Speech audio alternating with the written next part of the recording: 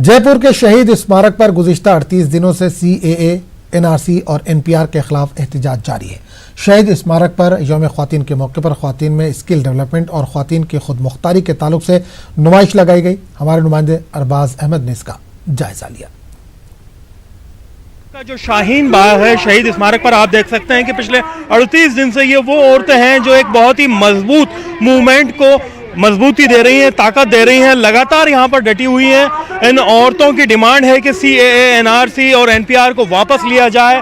लगातार यहाँ पर धरने प्रदर्शन जारी हैं। आज यहाँ पर बहुत ही खास अंदाज में इंटरनेशनल वुमेंस डे सेलिब्रेट किया जा रहा है। औरतों की उस ताकत को यहाँ पर सलाम किया जा रहा है जिस ताकत के बलबूते ये तमाम लोग डटे हुए हैं और ये डिमांड कर रहे हैं कि जो वुमेंस की जो सोच है उसे समझा जाए, उनकी बात को माना जाए। आप देख सकते हैं कि आज का जो खास दिन है वुमेंस डे का, यहाँ पर एक मीना बाजार लगाया गया है। जो तमाम प्रोडक्ट्स हैं, जो तैयारियां की गई हैं, चीज़ें बनाई गई हैं, वो औरतें यहाँ पर ख़रीदारी भी कर रही हैं, बेच भी रही हैं। एक दूसरे की जो स्किल्स हैं, हैंडीक्राफ्ट्स हैं, उसको समझने की और बताने की कोशिश कर रही हैं। क्या आप लोगों का आज यहाँ पर रहा है खास और किस तरह से सेलिब्रेट कर रहे हैं वुमेंस डे? ये आज हमने अंतर्राष्ट्रीय महिला दिवस सारे जयपुर के महिला संगठनों ने शाहीन बाग पर मनाने का फैसला लिया और एक आवाज़ से हमने एक नारा बुलंद किया है आज कि इस देश के अंदर महिला अत्याचारों के साथ साथ और उससे ज़्यादा जो आज केंद्र की सरकार ने CAA, NPR, NRC ला करके जो देश को तोड़ने का और देश के संविधान के ऊपर हमला करने की जो कोशिश की है,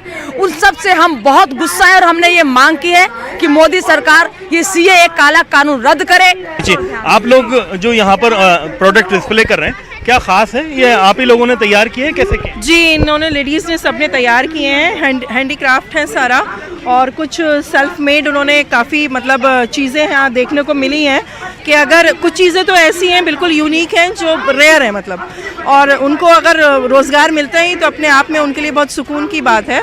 और हमारी कोशिश यही है कि हम औरतों को उनके पहचान दिलवाएं, उनके वजूद के साथ जागरूक करें कि वो भी कुछ कर सकती हैं, वो भी कुछ कर सकते हैं, सेल्फ डिपेंड हो सकती हैं। आप लोग जो यहाँ पर प्रोडक्ट डिस्प्ले कर रहे हैं, ये आपने खुद बनाया है? ये जो फ्लावर पॉट है, क्या है? मैंने खुद बनाया अपने हाथों से। इसलिए क्या कोशिश थी, क्या आप मैसेज देना चाहते हैं? मैं ये मैसेज देना चाहती हूँ कि बस रोजगार बहुत हो गई तो मेहनत करते हैं हम तो खुद आगे बढ़ना चाहते हैं। औरतें भी आगे आई हैं, एक तरफ पहली बार सेलिब्रेट कर रही हैं, पहले भी सेलिब्रेट? नहीं, पहली बार ही है, बस यहीं शाहीन बाग को आगे तरक्की देने के लिए मतलब ये दिया गया है, पहली बार। मदद भी होनी। आपने क्या बनाया है?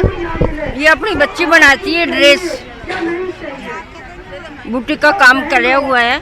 हाँ, आगे बढ़ना चाहते हैं हम और हम खुद सिलाई करते हैं, मतलब सिलाई भी करते हैं और सेल भी करते हैं। खुद ही करते हैं आप? आपका नाम बताइए। अरीबा, कितना ही पढ़ाई की आपने? BCom final. आप पढ़ाई के साथ साथ वुमेन एम्पावरमेंट पर भी फोकस कर रहे हैं? यस। कैसे कर रहे हैं?